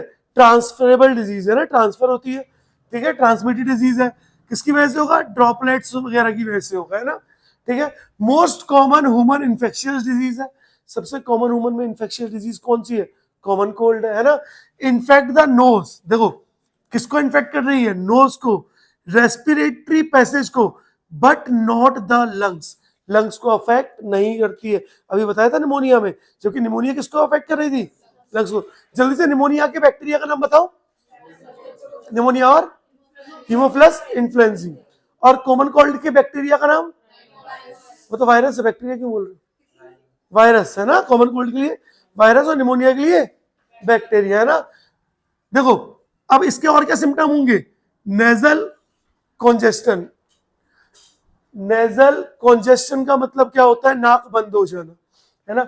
एंड डिस्चार्ज, देखा ना बच्चे थे, जुकाम हो गया, नाक बहती रहती है, फिर ऊपर सूत लेते हैं, फिर बहती रहती है, कुछ है वैसे जीभ से मजे लेते रहते हैं, देखा है ना। हाँ, तो वो क्या है? Nasal congestion discharge. Sore throat का मतलब क्या होता है? सोर थ्रोट का मतलब गला में मतलब चीजें कड़वी कड़वी सी लगती है ना, गला वैसा रहता है, सोर रहता है, ठीक है। कफ बना रहता है, सिर में दर्द लगातार रहता है, लेकिन टायर्डनेस होती है, थकान होती है। लेकिन राइनो वायरस बेचारा 3 से 7 दिन से ज्यादा, क्या बोलते हैं, जुकाम में दवाई नहीं खानी चाहिए, तो बोलते ना कि जुकाम हो गया, भाई छोड़ना, क्या दवाई खाएगा, 3-4 दिन में अपने आप ठीक हो जाएगा। तो 3 दिन से 7 दिन यानी 1 हफ्ते के अंदर ये पूरा अपने आप ठीक हो जाता है। बोलो, क्लियर है? क्लियर है? चलो, नेक्स्ट डिजीज हेपेटाइटिस बी। बहुत ही इंपॉर्टेंट डिजीज है। हेपेटाइटिस बी का कोई क्योर नहीं है। हेपेटाइटिस बी अगर किसी को हो गई, उसका कोई क्योर नहीं है, इंसान का मरना निश्चित है। इसलिए जैसे ही बच्चा पैदा होता है, फट से लोग उसको क्या करते हैं, अपने बच्चे को डॉक्टर के पास ले जाते हैं और हेपेटाइटिस बी का इंजेक्शन लगवा देते हैं। है ना, यानी उसकी वैक्सीन होती है वो इंजेक्शन। देखा यहाँ पे आपके कंधे पे, यहाँ पे इस जगह कंधे पे एक निशान सा होगा सबके, देखना चेक करना, हाँ होगा सबके कंधे पे। तो हेपेटाइटिस बी की वैक्सीन का ही निशान है, छोटा सा एक निशान होगा इतना बड़ा, है ना, वो हेपेटाइटिस बी की वैक्सीन का। नहीं है तो लगवा लेना, तो वैक्सीन है ना। हाँ तो अच्छा, एक बार में नहीं लगती, 3 बार में लगती है वैक्सीन ये हेपेटाइटिस बी वाली, है ना। ठीक है, तो इंपॉर्टेंट है भाई, इसका कोई क्योर नहीं है, अगर हो गई तो फिर बचना नामुमकिन है। तो इसकी वैक्सीनेशन कराई जाती है। तो बच्चा पैदा होता है तुरंत उसकी वैक्सीनेशन कराते हैं, है ना। कई बार पेरेंट्स भूल भी जाते हैं, कोई बात नहीं, लेकिन करा लेनी चाहिए, है ना। देखो मोड ऑफ ट्रांसमिशन कैसे ट्रांसफर होगा, किसी इंसान को हेपेटाइटिस बी है, आपने उसको इंजेक्शन लगाया, जैसे ही आपने उसको, अच्छा पॉजिटिव एजेंट कौन है, हेपेटाइटिस बी वायरस है। और अब क्या हुआ, कैसे इन्फेक्ट हुआ, किसी को हेपेटाइटिस बी था, आपने इसको इंजेक्शन लगाया, सेम वही सिरिंज उसने आपने दूसरे को लगा दी, तो क्या हुआ, उसको भी इन्फेक्शन हो जाएगा। या ब्लड ट्रांसफ्यूजन, ब्लड ट्रांसफ्यूजन का मतलब क्या है, अरे भैया आपको ब्लड की जरूरत थी, कहीं मिल नहीं रहा था, मैंने दे दिया, मुझे हेपेटाइटिस भी था, तो चल अब दोनों को हो जाएगा, साथ मरेंगे, है ना। और infected mother to foetus, that means ये प्लेसेंटा के थ्रू ट्रांसफर हो जाती है मदर से फीटस में, जैसे एड्स ट्रांसफर होता है ना।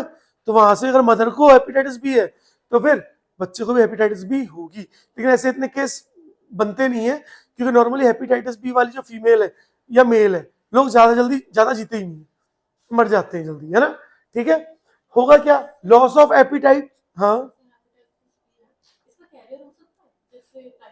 नहीं नहीं, हेपेटाइटिस बी का कैरियर नहीं होगा, टाइफाइड का हेपेटाइटिस बी का कैरियर नहीं होगा, है ना। ठीक है, loss of appetite, loss of appetite का मतलब भूख नहीं लग रही, अलोंग विथ माइल्ड फीवर, थोड़ा सा बुखार भी रहेगा, साथ में भूख भी नहीं लगेगी, है ना। और सीवियर केस में क्या होगा, लीवर डैमेज हो जाएगा। जॉन्डिस में भी क्या होता है, लीवर डैमेज होता है ना, तो जॉन्डिस वाले सिम्टम आएंगे, लीवर डैमेज होगा, और एट द एंड इंसान की क्या हो जाएगी, डेथ हो जाएगी, है ना, इंसान मर जाएगा। तो बहुत खतरनाक डिजीज है ना। तो ये थी हमारी वायरल डिजीज, जरा नोट करो। चलो तो बेटा नेक्स्ट हम लोग बात करें किसके बारे में, हेलमेंथिक डिजीज के बारे में। देखो जब भी हम लोग हेलमेंथिक डिजीज की बात करेंगे ना, तो ये नॉर्मली या तो प्लेटी हेलमेंथिस से हो रही होगी या एस्के हेलमेंथिस से हो रही होगी। जैसे सबसे पहले हमने बोला एस्केरियसिस, एस्केरियसिस किससे हो रही है, एस्केरिस से। एस्केरिस क्या है, एस्के हेलमेंथिस है, ठीक है, एस्के हेलमेंथिस है ना, राउंड वॉर्म। कैसा है ये, है ना, एस्के हेलमेंथिस कैसा वॉर्म है, राउंड वॉर्म है ना। और किसको इन्फेक्ट करता है, स्मॉल इंटेस्टाइन को इफेक्ट करता है ना। अब एस्केरियसिस, एस्केरियसिस किसको हो रही है, देखो जिस भी इंसान को एस्केरियसिस है, यानी एस्केरियसिस डिजीज है ना, तो देखो अपन, अपनी गवर्नमेंट क्या बोल रही है, खुले में सोच ना करें, है ना, बाथरूम में जाके सोच ले, है ना, खुले में सोच ना करें। तो क्यों कह रही है, वो इसलिए कह रही है कि पता पड़ा कि पहले गांव में लोग क्या करते हैं, खेतों में लोटा लेके, अब तो बॉटल वॉटल लेके चले जाते हैं, तो गांव में लोटा लेके खेतों में पहुंच जाते हैं लोग, है ना। और वो क्या करते हैं, पता पड़ा किसी इंसान को एस्केरियसिस डिजीज थी, वो खेत में गया, वहां जाकर के वो उसने शौच किया, यानी फ्रेश हुआ अपना, और अपना आराम से घर आ गया। अब हुआ क्या, खेत में पानी लग रहा है, फसल उग रही है, तो क्या हो रहा है, लोग बोलते हैं अरे नहीं, खेत में हम लोग शौच करने जाएंगे तो खेत को खाद मिलेगा, ऐसे बोलते हैं ना, और फर्टिलिटी बढ़ेगी। नहीं यार, ऐसा नहीं होता, है ना। किसी को पता पड़ा किसी को एस्केरियसिस डिजीज है, और उसने क्या किया, इंसान के अंदर, बॉडी के अंदर उसके स्मॉल, कहां पे इन्फेक्ट कर रहा है, स्मॉल इंटेस्टाइन को इफेक्ट करता है, सबसे इंपॉर्टेंट बात। और वहां पे क्या किया, इसने अंडे दे दिए। अब जब फीकल मटेरियल बाहर आया बॉडी से, यानी जब उसने खेत में शौच किया, तो फीकल मटेरियल क्या आया, बॉडी से बाहर आ गया, उसके साथ एस्केरिस के एग भी आ गए। अब पानी लग रहा है, पानी के साथ वो फ्लो हो रहे हैं एग्स, खेतों में फसल हो रही है, पता पड़ा आपने कोई सब्जी बोई है, उस सब्जी का, वो सब्जी पे वो लग गया, इन्फेक्ट हो गया। आप घर लाए, बोले खेत से ज्यादा शुद्ध क्या है, खा लिया, उसे धोया नहीं, उसे धोना जरूरी था, है ना, नहीं धोया तो अब क्या हुआ, वो एग्स आपके अंदर चले गए, है ना। छोटे बच्चे मिट्टी खा रहे हैं, पता पड़ा उस मिट्टी में एस्केरिस के एग आ गए, खा ले मिट्टी, है ना। अब बोलेगा पेट में कीड़े हो गए, डॉक्टर बोलेगा पनप नहीं रहा बच्चा, पेट में कीड़े हो गए इसके, तो पेट में कीड़े हो रहे, वो एस्केरियसिस ही है, कि बोलते ना, अरे तेरे तो पेट में कीड़े होंगे, ऐसे बोलते हैं, वो यही होता है। और सिम्टम क्या होंगे, इंटरनल ब्लीडिंग होने लग जाती है बॉडी के अंदर, मस्कुलर पेन, बॉडी में दर्द रहने लग जाता है, एनीमिया मतलब खून की कमी हो रही है, blockage of the intestinal passage, intestinal passage है वो ब्लॉक हो जा रहा है, पता पड़ा 2-3 दिन तक वो फ्रेश ही नहीं हो पा रहा है, सोच करने ही नहीं जा रहा, क्योंकि खेत में करके आया था ना, और फिर उसके बाद घूम आया, है ना। तो समझ पा रहे हो, खतरनाक चीज है ये, है ना। तो बच्चों को बोलो मिट्टी ना खाए, है ना, और बाहर से खेतों से कोई भी चीज आ रही है उसको अच्छे से वॉश करो, उसके बाद उसको खाओ। लोगों को बोलो कि घर में शौचालय बनाए, है ना, गवर्नमेंट बनवा रही है तो घर में जाके सोच ले, है ना, खेतों में सोचने की जरूरत नहीं है, ठीक है। हाँ चलो नेक्स्ट देखो क्या है, फ्लेरियसिस, है ना। फ्लेरियसिस जो डिजीज है ना, इसको हम लोग एलिफेंटिसिस भी बोलते हैं, हाथी पांव, पैर एकदम सूज जाता है। इस डिजीज का कोई क्योर नहीं है अब तक, ऑपरेशन करेगा डॉक्टर, सारा का सारा जो फ्लूइड है वो निकालेगा बाहर, फिर वो दोबारा बनने लग जाएगा, तो ये क्योरेबल डिजीज नहीं है ना, फ्लेरियसिस जो है आपकी, एलिफेंटिसिस, है ना। अब इसमें होता क्या है, जो आपका फ्लेरियल वॉर्म है, फ्लेरियल वॉर्म जो है उसमें देखो क्या होगा, वाउशेरिया बेनक्रॉफ्टी या वाउशेरिया मलाई, ये दूध वाली मलाई नहीं है, इसका नाम है मलाई, है ना। तो वाउशेरिया बेनक्रॉफ्टी या वाउशेरिया मलाई, ये जो फ्लेरियल वॉर्म है, अगर ये बॉडी के अंदर एंटर कैसे करेगा, एक मच्छरनी होती है ना, फीमेल क्यूलेक्स मॉस्किटो, तो मच्छरनी क्या करती है, वो आके काटती है, वो किसका कैरियर है, वो कहीं से क्यूलेक्स मॉस्किटो को लेके, वो क्यूलेक्स तो वो खुद ही है, कहीं से वाउशेरिया बेनक्रॉफ्टी या वाउशेरिया मलाई को अपने पास ले आएगी, कहीं से कहीं पे बैठी, है ना, वहां से उसको लेके ह्यूमन बॉडी के अंदर क्या कर दिया, आपको जब काट रही है तो वो इंजेक्ट हो गया आपकी बॉडी के अंदर, जिसकी वजह से आपको एलिफेंटिसिस हो गया। अब एलिफेंटिसिस देखो, पहली बात तो ऐसा नहीं है आज मच्छर ने काटा और 3 दिन बाद आपका पैर सूज गया, है ना, कि पता पड़ा कि सोए तो मच्छर की तरह थे और पैदा पहलवान, अगले दिन सो के उठे तो पहलवान बन गए, ऐसा नहीं है, बहुत टाइम में असर दिखाता है, साल 2 साल 4 साल 5 साल लग जाती है ना। तो a slowly developing chronic inflammation, है ना, of the organs in which they live for many year, जिन ऑर्गन्स में अब वाउशेरिया बेनक्रॉफ्टी या वाउशेरिया मलाई रह रहा है, यानी फ्लेरियल वॉर्म रह रहा है, वो एरिया क्या है, कुछ टाइम बाद, बहुत टाइम बाद क्या हो जाएगा, समय के साथ साथ वो स्वेल होने लग जाएगा और स्वेल हो जाएगा। नॉर्मली कहाँ रहता है, लिम्फेटिक वेसल्स में रहता है। अब लिम्फेटिक वेसल्स अभी हम लोग आगे पढ़ेंगे ना, इम्यून सिस्टम, उसमें लिम्फेटिक वेसल्स पढ़ेंगे, तो हम देखेंगे कि हमारे नीचे लेग्स वाले पार्ट में सबसे ज्यादा लिम्फेटिक वेसल्स है, सबसे ज्यादा लिम्फेटिक वेसल्स है ना।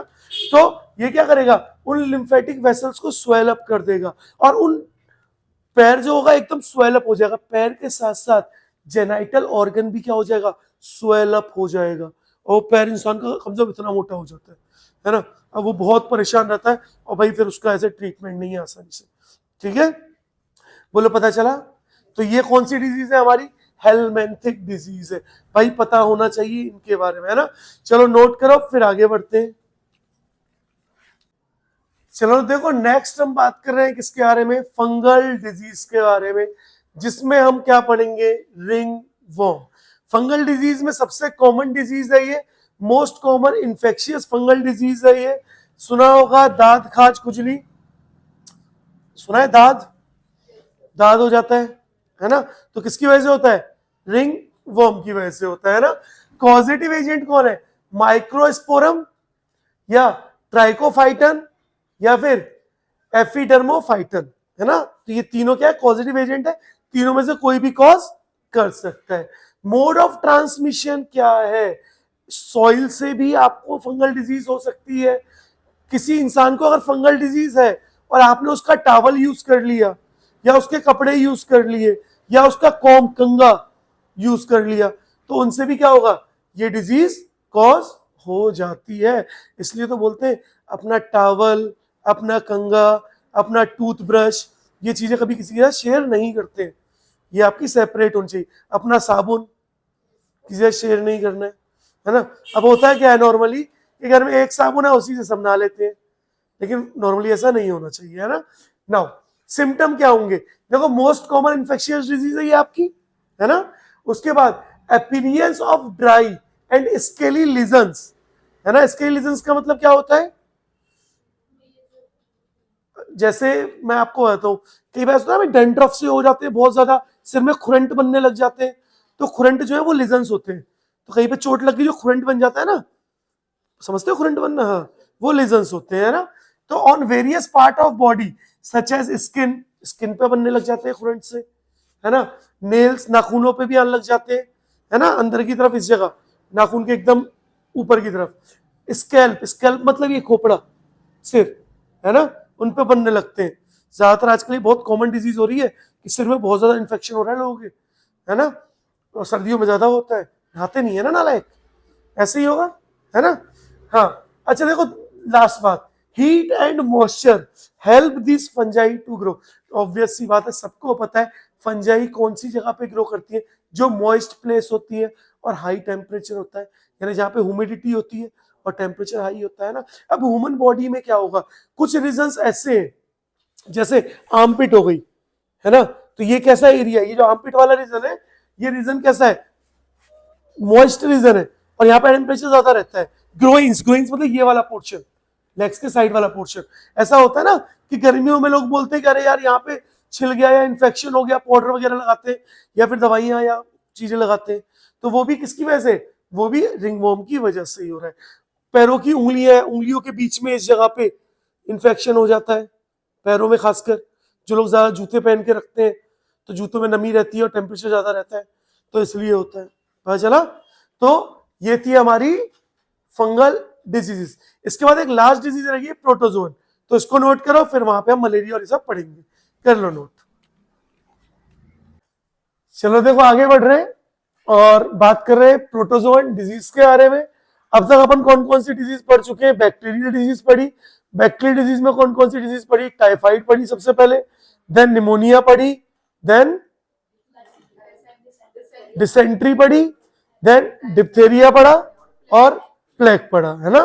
प्लेग चूहों से फैल रहा था, याद है, हाँ, रेड फ्लिया से। देन उसके बाद फिर हमने पढ़ी वायरल डिजीज, वायरल डिजीज में सबसे पहले पढ़ा कॉमन कॉल्ड जो फैल रहा था राइनो वायरस से, और देन कौन पढ़ा, हेपेटाइटिस बी, जिसका वायरस क्या है, हेपेटाइटिस बी है। हेपेटाइटिस बी का वैक्सीनेशन है, कोई क्योर नहीं है, याद आ रहा है, हाँ। देन उसके बाद हमने क्या पढ़ा, हेलमेंथिक डिजीज। जब भी हम लोग हेलमेंथिक डिजीज की बात करेंगे तो एक तो हम लोगों ने पढ़ा एस्केरियोसिस और दूसरा फ्लेरियोसिस, है ना, ठीक है। फ्लेरियोसिस डिजीज में जो आपका कैरियर था, ट्रांसमीटर था, वो कौन था, क्यूलेक्स मच्छर, याद है। फ्लेरियोसिस का मतलब ही क्या होता है, एलिफेंटिसिस होता है। देन हमने क्या पढ़ा, फंगल डिजीज पढ़ी। फंगल डिजीज में अपन ने क्या देखा था, रिंगवॉर्म देखा था अभी, है ना। देन चलो आगे बढ़ रहे हैं, बात करें प्रोटोजोन डिजीज, जिसमें हम लोग दो तरह की डिजीज पढ़ रहे हैं। पहला पढ़ रहे हैं अमीबियोसिस, जिसको हम एमीबियोटिक डिसेंट्री भी बोलते हैं, है ना। किससे फैलता है, एंटामीबा हिस्टोलिटिका, इसका नाम याद रखना भाई, है ना। ये है क्या, ये एक अमीबा है। कौन है, अमीबा, वो जिसके हाथ पैर नहीं होते हैं, जो ऐसे ऐसे चलता है, ऐसे ऐसे, है ना, ठीक है, वो अमीबा। क्लियर है। देखो अगर मोड ऑफ ट्रांसमिशन की बात करें कि कैसे ट्रांसफर होता है, तो फ्रॉम फीसिस ऑफ, फीसिस का मतलब वेस्ट मटेरियल, है ना, faeces of infected person to food, drinking water and food products. यानी होगा क्या, कोई एक आदमी था, ठीक है, जिसको एंटामीबा हिस्टोलिटिका यानी डिसेंट्री थी, और वो खेत में जाके शौच कर आया। अब वहां पे मक्खी गई उड़ती उड़ती, हाउस फ्लाई, घर की मक्खी गई और जाकर के उस फीसिस पे बैठ गई, और वहां पे ऐसे ऐसे हाथ रगड़े, फीसिस उठाया, आके तुम्हारे खाने पे आके बैठ गई, है ना। और पता पड़ा वो अपने साथ एंटामीबा हिस्टोलिटिका जो है उसको उठा लाई थी, और अब उसको आपके खाने पे टच कर दिया, यानी खाने पे लगा दिया, और अब आप लोग उसको खा रहे हो। तभी तो बोलते हैं सारी चीजें ढक के रखो, मक्खी नहीं आनी चाहिए। अरे इसके यहाँ तो बहुत गंदगी है, क्योंकि इसके यहाँ मच्छर मक्खी है, मच्छर तो है ही, मलेरिया फैला रहे, मक्खी भी है, सारा खाना गंदा कर रहे हैं, मिठाइयों पे दुकान वाले ढक के रखते हैं, क्यों ढक रहे हैं, उसका सिर्फ एक यही रीजन है कि नहीं तो इंसान को अमीबियोटिक डिसेंट्री हो जाएगी, है ना, ठीक है, पता चला। चलो अब देखो सिम्टम क्या है, सबसे पहली बात तो याद रखनी है, ये जो डिसेंट्री है ये अफेक्ट करती है लार्ज इंटेस्टाइन, किसको अफेक्ट करती है, लार्ज इंटेस्टाइन को, है ना। उसके बाद सिम्टम्स क्या क्या शो हो रहे हैं, कॉन्स्टिपेशन हो रहा है ना, एब्डोमिनल पेन हो रहा है, क्रैम्प्स हो रहे हैं, सुना मरोड़ बन रही है पेट में, वो यही चीज है कि पेट में मरोड़ वगैरह बन रही है ना। Stool with excess mucus, that mean इंसान सोच करने जा रहा है तो वहां पे देख रहा है कि स्टूल्स में क्या है, एक्सेस म्यूकस आ रहा है, साथ में ब्लड क्लॉट्स आ रहे हैं, समझ आया। तो क्या क्या याद रखना है, सबसे पहला ये लार्ज इंटेस्टाइन में होता है, दूसरा क्या याद रखना है, एंटामीबा हिस्टोलिटिका कॉजिंग एजेंट है ना। मैकेनिकल कैरियर कौन है, हाउस फ्लाई है, यानी जो इनको ट्रांसफर कर रही है एक जगह से दूसरी जगह। बोलो क्लियर है, शाबाश। नेक्स्ट आते हैं मलेरिया। भाई मलेरिया से इंपॉर्टेंट कुछ नहीं है इस टाइम पर, है ना। मलेरिया की बात कर रहे हैं, मलेरिया जो है वो फैलता है किससे, प्लाज्मोडियम से। प्लाज्मोडियम क्या है, प्रोटोजो है, ठीक है। प्लाज्मोडियम से एक डिजीज फैलती है स्लीपिंग सिकनेस, है ना, उसका मैकेनिकल कैरियर होता है सीसी फ्लाई, है ना। तो उसमें स्लीपिंग सिकनेस होती है, मतलब इंसान जो है ना उसको सोते ही रहता है, बस उसको सोना ही पसंद है, और फिर एक दिन वो गहरी नींद में सो जाता है, फिर कभी उठता नहीं है ना। तो मलेरिया जो है, देखो मलेरिया जो है किससे फैल रहा है, प्लाज्मोडियम से। अब यहाँ पे हम 4 तरह के प्लाज्मोडियम पढ़ रहे हैं, जिसमें सबसे पहले पढ़ा प्लाज्मोडियम वाइवेक्स, ये सबसे मोस्ट कॉमन मलेरिया है, यानी ज्यादातर लोगों को जो मलेरिया होता है ना कि आराम से ठीक भी हो गए, वो यही वाला है, दैट मीन्स मोस्ट कॉमन है, मोस्ट कॉमन मलेरिया। देन फिर क्या आया, प्लाज्मोडियम मलेरिया आया, है ना। देन आया प्लाज्मोडियम ओवेन, ये एनसीईआरटी में नहीं दिया ओवेन, है ना। देन आया प्लाज्मोडियम फेल्सीपेरम, भैया प्लाज्मोडियम फेल्सीपेरम सबसे मैलिग्नेंट है, सबसे ज्यादा नुकसानदायक है, क्लियर है। और देखो सेरिब्रल मलेरिया भी बोलते हैं ना, दिमाग का बुखार चढ़ गया इसे, तो दिमागी बुखार जो है ना वो प्लाज्मोडियम फेल्सीपेरम की वजह से हो रहा है। और मैलिग्नेंट का मतलब क्या होता है, मैलिग्नेंट मलेरिया का मतलब बहुत हार्मफुल, जान जा सकती है, इतना खतरनाक होता है ना। और देखो इसी को और एक नाम और बोलते हैं, black water, black water disease, black water disease. Black water disease क्यों बोला, नॉर्मली प्लाज्मोडियम फेल्सीपेरम जो है ना वो बहुत ज्यादा रेड ब्लड सेल्स को बस्ट कर देता है। मलेरिया अभी पढ़ाऊंगा, पूरा मैकेनिज्म पढ़ाऊंगा तो आपको पता पड़ेगा कि मलेरिया क्या कर रहा है, रेड ब्लड सेल्स को बस्ट कर दे रहा है। जब जल्दी जल्दी रेड ब्लड सेल टूट रही है तो क्या हो जाएगा, वो टूटती रहेंगी और रेड ब्लड सेल किसमें कन्वर्ट रहेंगी, ब्लैक कलर में। और जब इंसान यूरिनेशन करेगा, यूरिन पास करेगा, तो यूरिन जो है ब्लैक कलर का होगा, और उसकी वजह से क्या नाम हो गया, ब्लैक वाटर डिजीज। बहुत खतरनाक डिजीज है, ठीक है। अब कैरियर कौन है, मैकेनिकल कैरियर कौन है, या कैरियर नहीं बोलेंगे, ये होस्ट ही बोलेंगे हम इसको। कैरियर तो वो होता है जो अपने पास उसको सिर्फ एक जगह से ट्रांसफर कर रहा है, लेकिन ये उसकी बॉडी में उससे कुछ नहीं हो रहा। जैसे मक्खी थी, मक्खी ने क्या किया, एंटामीबा हिस्टोलिटिका उठाया और दूसरी जगह छोड़ दिया, अपनी बॉडी के अंदर नहीं लेके गई, उसके साथ कोई प्रोसेस नहीं कराया। लेकिन एनोफिलीज क्या है, आपका होस्ट है, ठीक है। तो आपका होस्ट कौन होता है, फीमेल एनोफिलीज मॉस्किटो होती है। कौन सी, इन्फेक्टेड फीमेल एनोफिलीज, ऐसा नहीं कि जहां एनोफिलीज दिखे मार दो, है ना, वो इन्फेक्टेड है तो ही मलेरिया फैलाएगी, इन्फेक्टेड नहीं है तो मलेरिया नहीं फैलाएगी। देखो मलेरिया में क्या क्या सिम्टम होंगे, मैंने बताया ना, रप्चर ऑफ आरबीसी, आरबीसी टूटने लग जाएंगी, है ना, associated with release of toxic substance, RBC के फटने की वजह से एक टॉक्सिक सब्सटेंस रिलीज होगा जिसका नाम होता है हीमोजोइन, और ये हीमोजोइन ही रिस्पॉन्सिबल है किसके लिए, ठंड लगने के लिए, कांप रहे ना, चिलिंग फील हो रहा है, शिवरिंग हो रही है बॉडी में। मलेरिया में क्या होता है, इंसान कांपता है, ठंड लगती है, तो responsible for the chill and high fever recurring every 3 to 4 days। इसका मतलब रिकरिंग का मतलब क्या है, हर 3-4 दिन में दोबारा से बुखार आ रहा है, हर 3-4 दिन में दोबारा से बुखार आ रहा है ना, और ठंड लग रही है, तो किसका सिम्टम है, मलेरिया के, है ना। अब देखो जो आपका प्लाज्मोडियम है उसको 2 होस्ट की जरूरत होती है ना, एक होता है प्राइमरी होस्ट और एक होता है सेकेंडरी होस्ट। तो ह्यूमन जो है वो क्या है, सेकेंडरी होस्ट है ना, और इसके ह्यूमन के अंदर सुनो, ह्यूमन सेकेंडरी होस्ट है, female anopheles mosquito primary host है, ये बात क्लियर हुई। अब प्लाज्मोडियम फीमेल एनोफिलीज के अंदर तो करता है सेक्सुअल रिप्रोडक्शन। सेक्सुअल रिप्रोडक्शन का मतलब क्या होगा? गैमेट्स का फ्यूजन होना। गैमेट्स के फ्यूजन को क्या बोलते हैं? सेक्सुअल रिप्रोडक्शन बोलते हैं। तो गैमेट्स का फ्यूजन हो रहा है यहाँ पर, लेकिन ह्यूमन के अंदर क्या हो रहा होता है? एसेक्सुअल रिप्रोडक्शन हो रहा होता है। पता चल रहा है? अब एक चीज और सुनो, फीमेल एनोफिलीज मस्कीटो जो है इसके अंदर सेक्सुअल रिप्रोडक्शन कहां पे होता है? कहां पे होता है बोलो? सलाइवरी ग्लैंड में, या आप गट बोल सकते हो। क्या हो रहा है? गट में, सलाइवरी ग्लैंड में होता है।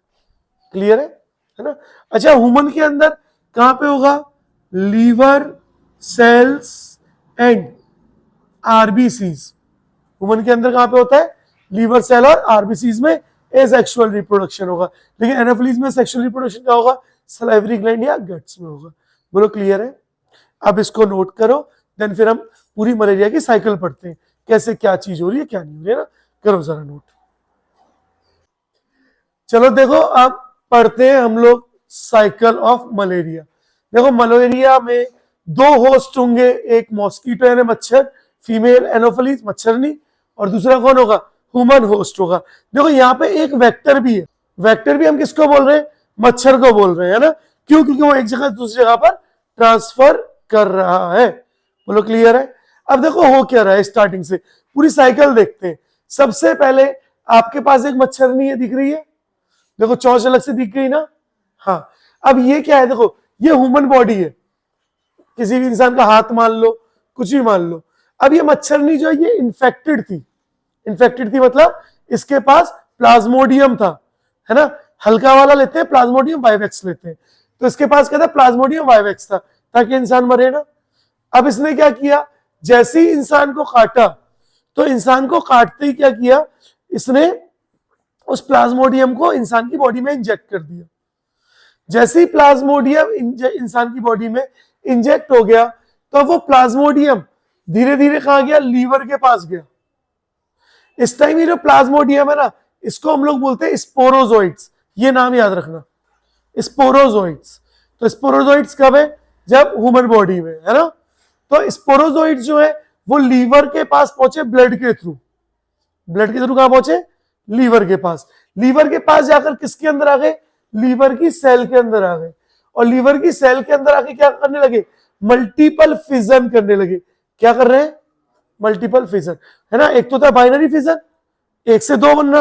मल्टीपल फिजन का मतलब क्या है? एक से 4, 6, 10, 15, 20 ऐसे बनते जाना, है ना। तो मल्टीपल फिजन करके बहुत सारे बन गए। जब सेल की कैपेसिटी इतनी थी, अब बहुत ज्यादा हो गई तो सेल क्या हो जाएगी? फट जाएगी। दैट मीन्स बहुत ज्यादा अमाउंट बने। और जैसे ही ये फट गए, फट करके फिर से ब्लड में मिल गए। और फिर से ब्लड में जब मिले, देखो क्या लिखा है? The parasite reproduce asexually. बताया था ना ह्यूमन के अंदर कैसे होता है? एसेक्सुअली, और मॉस्किटो के अंदर सेक्सुअली। तो देखो, the parasite reproduce asexually in liver cells, bursting the cells and release into the blood. अब सेल लीवर की बस्ट हो गई और ये क्या चला गया? ब्लड में चला गया। अब ब्लड मतलब आरबीसीज में गया, कि ब्लड में और भी तो सेल्स हैं, लेकिन किस में जाता है? स्पेशली आरबीसीज में। अब आरबीसीज में जाने के बाद क्या करता है? पैरासाइट रिप्रोड्यूस एसेक्सुअली, फिर से आरबीसी में एसेक्सुअल रिप्रोडक्शन किया, और फिर से बहुत ज्यादा हो गया, देखो फिर से फट गया, फिर से बस्ट हो गया। और बस्ट होने के बाद क्या कर रहा है? एक आरबीसी से बस्ट हुआ, उससे निकला, दूसरी आरबीसी में घुस गया, वहां रिप्रोड्यूस किया, वो बस्ट हुई, तीसरी में घुस गया। तो ऐसे कर करके क्या होता है? बहुत सारी आरबीसीज में घुसते जाते हैं प्लाज्मोडियम, और मल्टीपल फिजन करते जाते हैं, जिसकी वजह से आरबीसी रप्चर हो जाती है ना। ये बता ना ब्लैक वाटर डिजीज, उसी वजह से ऐसा हो रहा है, आरबीसी रप्चर हो रही है ना। और अब होगा क्या? आरबीसी रप्चर होंगी और कॉजिंग साइकिल ऑफ फीवर। तो आरबीसी के कंटिन्यू रप्चर होने की वजह से फीवर की एक साइकिल कंटिन्यू चल रही है, यानी हर 3 से 4 दिन में एक लार्ज अमाउंट में आरबीसी बस्ट हो रही है, जिसकी वजह से फीवर कॉज हो रहा है, हीमोजोइन रिलीज हो रहा है, टॉक्सिक मटेरियल, जिसकी वजह से ठंड लग रही है। तो जो 3-4 दिन में साइकिल हो रही है ना, 3-4 दिन में, तो 3-4 दिन में हो क्या रहा है? इनका मल्टीपल फिजन होकर आरबीसी एक साथ बहुत सारी बस्ट हो रही है। समझ आया? तो अब जब आरबीसी बस्ट हुई, मल्टीपल फिजन हुआ, तो अब ये बाहर आ गई, है ना। अब ये आरबीसी के ही अंदर क्या हुआ? इनमें मेल और फीमेल गैमेट बन गए, यानी गैमेटोसाइट्स बन गए। क्या बने? गैमेटोसाइट्स। कहां पे बने? आरबीसीज के अंदर। ये पूछा जाएगा गैमेटोसाइट्स का फॉर्मेशन कहां हो रहा है। तो गैमेटोसाइट्स क्या होते हैं? गैमेट्स ही है, मेल और फीमेल। तो इनका फॉर्मेशन कहां हो रहा है? Red blood cells of human में। पता चला? तो दो स्पोर्स बने। अब क्या होगा? ये गैमेटोसाइट्स जो है, इसको female mosquito take up gametocyte in with blood meal. That means अब जैसे मैं ह्यूमन हूं, अब मेरे ब्लड में गैमेटोसाइट बन गए। अब एक अदर नया फीमेल एनोफिलीज आया जो इन्फेक्टेड नहीं था, वो घूमते फिरता है, बोला चल तेरा खून चूस लेती हूँ, है ना। जैसे उसने खून चूसा तो उसके अंदर ये जो मेरे अंदर गैमेटोसाइट थी किसके अंदर चले गए?